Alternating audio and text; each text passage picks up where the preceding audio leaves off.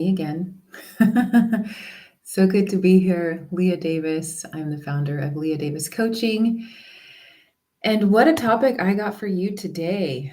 I want to talk about the power of momentum and how this can build and build over time, even if it's the smallest habit, and it can create the biggest change. So, join me. I'm going to share with you three different tips that hopefully will give you some value. Actually, I know it will. I'm not going to say hopefully. Let's just call it in and claim it, own it. And if you're watching this later on in the replay, welcome. So, this is something that I think is really. mm, this first part I want to talk about is about how these small behavior changes, how they do lead to long-term change. And I'm going to talk about small changes and how they can add up.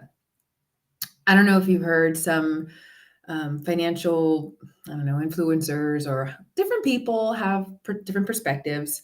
And there have been folks who say, like, there's no point in spending money, saving all your money that you're spending on Starbucks because it's not going to lead to much, because they're looking at the actual dollar amounts in a bank account. And then in their perspective, it's not worth it. But I think differently about that because a tiny shift, like pausing before making a purchase or setting aside even $5 a week, if that's a starting point, great. Because it's rewiring our brain, it's rewiring your brain. And it's a small shift, right? It's not a ton of money, $5, 25, a couple hundred here and there. But, if you save $5 a week, yeah, it's $260 that year after, 52 weeks. So I think that's really good because what happens is with that repetitive nature of, maybe it's like somebody says the goal, I'm not going to spend $5 a week on one Starbucks or pizza, I don't know, whatever. And that person opts to do something else with that $5, like put it toward a savings goal or put it towards something that is more towards their self-care, building up that bucket. With that, you're changing your neural pathways that go towards behaviors that you want. And every time that you are making that consistent change, as small as it is, it can feel good. It brings in more of that feel good energy. And over time, you can totally increase that number, or you can totally increase the amount of whatever it is you're doing or the intensity of something that you're doing. It doesn't have to just be money that I'm talking about here. But I invite you to consider what is something that you're wanting to change and how can you make a small shift and consistently do that small shift as best as you can. At best, not can.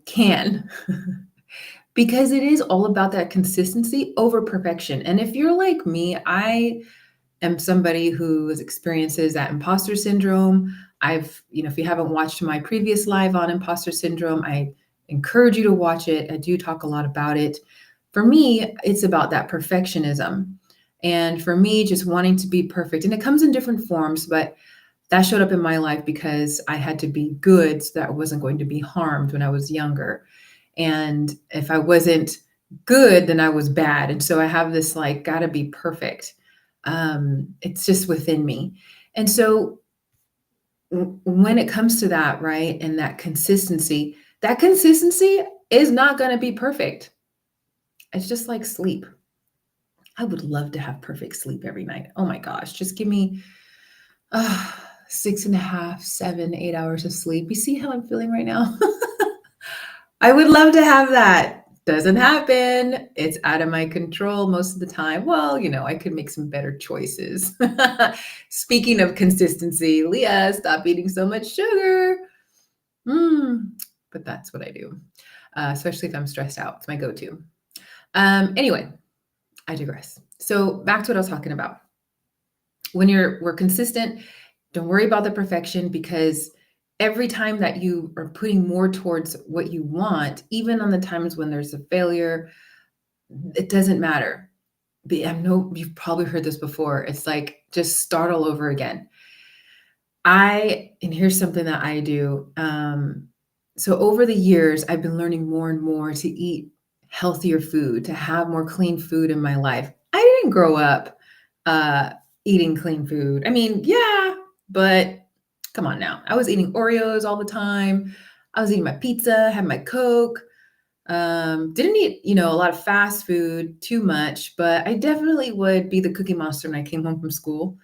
And I would get in trouble because I'd eat so many cookies. So it started a long time ago, me and that sugar thing. Anyway, now that I'm older and over time, I wanted to start eating better, didn't know how to do it, really wanted to learn because I didn't grow up in a family that was talking about, don't have high fructose corn syrup in your food and pay attention to what's on the nutrition label, none of that stuff. And so once I started getting into health and fitness and recognizing like, I actually feel better when I'm eating a little better, I started looking into it a lot more and figuring out what would work for me. And I just started, and it was definitely not consistent. And it's still not. I had my moments. I had my moment earlier today. I had pancakes for breakfast. Keto, chocolate chip pancakes, but definitely off what I usually eat. However, my point is, even though I went off my usual super healthy, clean, satiating breakfast, because over the past, 10 years or so, I've been working more and more on eating better. I have the options available. I know what I can do. I had egg whites instead of the whole egg. As much as I really wanted the whole egg, I said, no, just have the egg whites. Yes, I had bacon. Yes, I had sausage, but I had the keto chocolate chip pancakes and I had regular syrup. I didn't want to have the keto syrup. So it was not perfect. But it's far better than me going all out on what I used to do, which would be, oh my goodness, it would be all the bad stuff and add the cheese on the eggs, add the whipped cream and the strawberries that had been, put in sugar. Oh gosh. Yeah. So anyway, not perfect. I'm well aware of it. And you know what? Tomorrow's another day because the number of days that I've had over time in eating clean far outweigh the days that I have not. So the same thing goes with what I'm talking about here on these small shifts financially that you begin to do consistently over time. When you do them more and more, it begins to compound.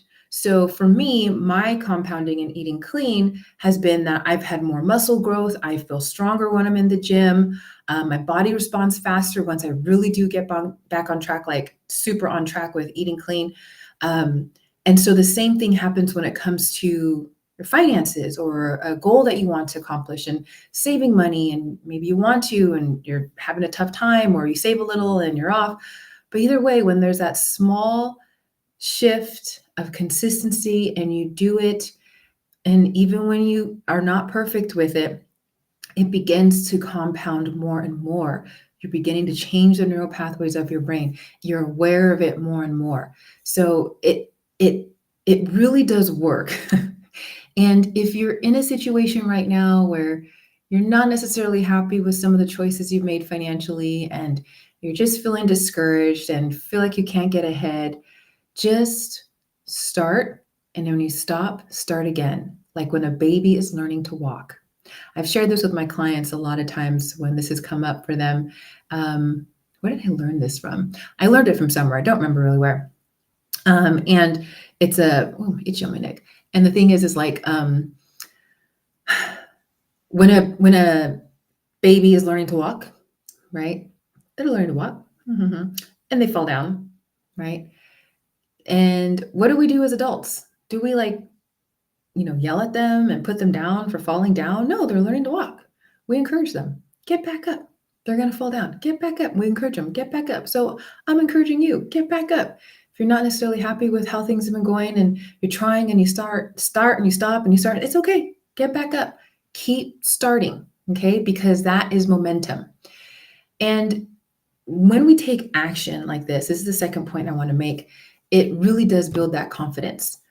And you also have more clarity on what it is that you want and desire, what's working, what doesn't work. So, reading books, great on whatever topic you're wanting to change or enhance in your life, attending workshops and webinars, following social media influencers.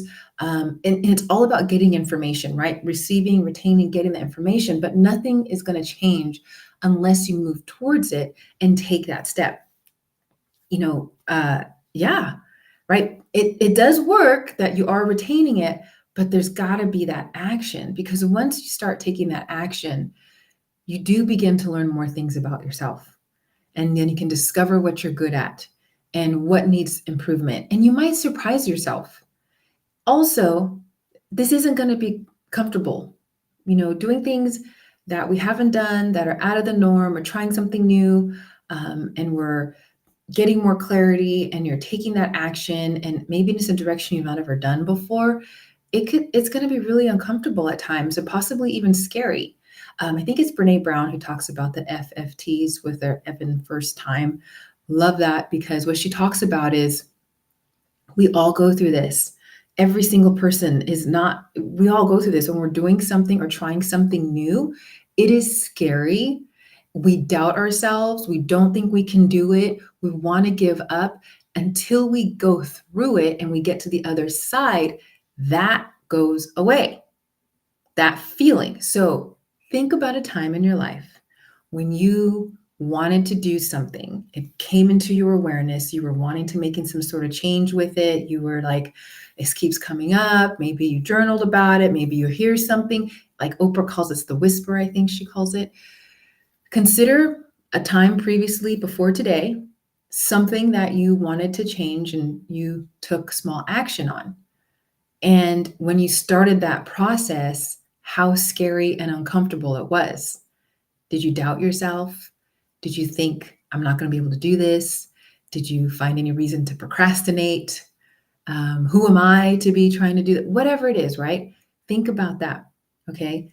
And think about how, when you accomplished it, did you still feel that way? Like it was still super scary. Who am I to do this? Why, all the doubt, all those things, probably the likelihood is probably pretty small. Maybe if there's a little bit of a limiting beliefs there, maybe possibly it's still a little bit in there, but you went through it, you got through it, you went through the uncomfortable part of it, and you got to the other side. And that's that growth. And that discomfort, it means that you're growing. And honestly, it's an opportunity. Plus, sometimes you just got to rip off the band-aid and expose the wound so it can heal. So what I'm talking about with, making these small shifts financially so you can reach your goal, if there's something that's painful underneath it all, if you rip off that band-aid and expose that so it can heal, that's what it can feel like. Because changing these financial behaviors, sometimes it may feel like you're ripping off that band-aid, but when you do it, there's the ability for repair. Okay. So there's a phrase where there's rupture, there can be repair. So where there's rupture in the wound, there can be repair. So what's painful can be repaired. It just may take some time. It's going to take some attention. It's going to take some consistent effort. It's going to take loving care for yourself, all those things.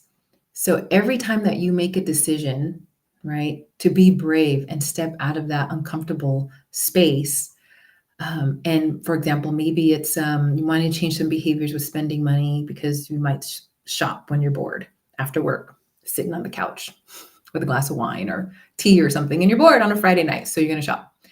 And that's something that maybe you want to change. But every decision you make, and when you start to make that consistent effort, and I want you to think of this too, this is a great way to shift that thing that's worked with many clients, worked with me too, which is saying, let's say, for example, you shop out of boredom and you could say, this is not my financial priority right now to be shopping on Amazon or shopping online. My financial priority is using that money to put towards X, Y, and Z. That's my financial priority. So what that does is you're declaring and stating that that is not my financial priority right now, shopping. I will not do it. My financial priority is saving for my fabulous trip that I want to go on this summer with my girlfriends and have an escape from life. I want that too. But you see what I'm saying? So that's some of the stuff here that I think is really helpful, that can support you when it comes to being able to accomplish these goals in small ways that are moving you forward and building that momentum, creating those neural pathways in your brain, shifting them from one way in the other direction and the way that you want to go. And last but not least, celebrate. Oh my gosh, celebrate. Even if it's small, you know, now I really do celebrate. If mm, let's see, if I get like an amazing connection and I'm vibing with somebody, maybe networking here on LinkedIn. We just connect and we're talking and we're learning about each other's business or what we do for how we're making impact in the world. And I'm feeling that energy and that vibe. You better believe even during that conversation, I'm feeling grateful. And actually just happened earlier this week. I forgot who I was talking to. I was speaking to another Black woman who's a business owner. And during the conversation, I told her, I said, I'm so glad we met. Thank you, God. I was like, thank you. I say thank you all the time. Put my hands up, you know, I get a savings on like a bill or something. Thank you. I get a little extra money coming in. Thank you. That's a win. I celebrate it. I invite you to celebrate it because that is just like being more open and available to that abundance that is accessible to all of us.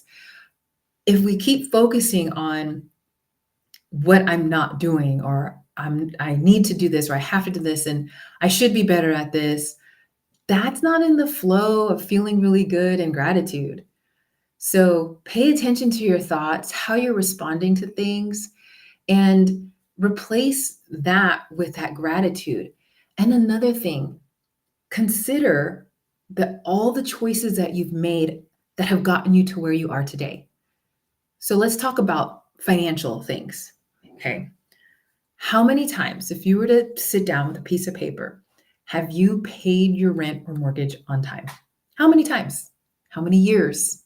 How many months have you consistently done that? So you have it within you. I'm pointing this out.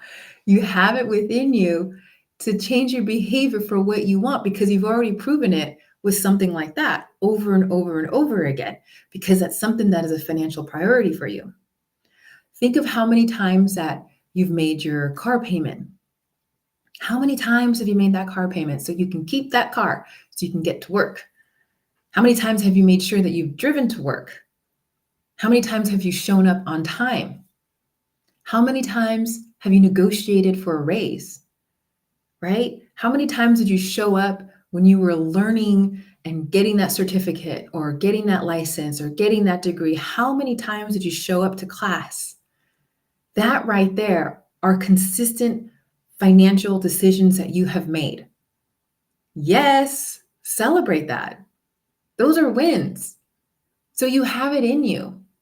You totally have it in you. Whatever it is that you are truly desiring and you want to accomplish, you have a history of showing up for yourself and proving that you can do it. So whatever it is right now that you want to change, that you're like, oh, I can't, I don't know how. Well, no, don't buy into that because you can. So I love this topic. Can you tell? This is a journey, this whole financial journey. And it's more than just finances. It is spiritual. It is emotional. It is physical, mental. It's all tied together. And if you're listening to me right now, in this moment, right now, you are already on this journey with me and with other women just like you. So again, it's not about perfection. It's about that progress. It's what builds momentum. Celebrate your wins, big and small. Write them down in the moment. Tell somebody, okay? And keep moving forward. Keep getting back up. Keep encouraging yourself like you would your child, grandbaby, niece, nephew, friend's baby, neighbor's baby, whoever, whatever baby, okay? Be gentle with yourself, okay? So glad I got to be here with you. Would love to hear from you. Let me know your thoughts on this. And I'm going to be coming out very soon. I'm super excited about it. This is going to be a free webinar coming out on April 2nd. If you're not able to make it, there will be a replay. Get on my email list. You can go to my website and join my newsletter through there at leahcoaching.com. Send me a message here on LinkedIn. Happy to go ahead and provide you with information for the replay if you can't make it on April 2nd. But the topic is going to be about how to break free from impulsive spending. Yes, that is what it's going to be about. And I am so excited, looking forward to it. This is something that has been a recurring theme for myself and many, many, many of the women that I have coached over the years. So, peace and blessings to you. Thank you so much for being here with me today. I will see you next time. Have a beautiful, glorious, joy-filled day, all day, every day, as much as you possibly can. Okay, until next time, bye.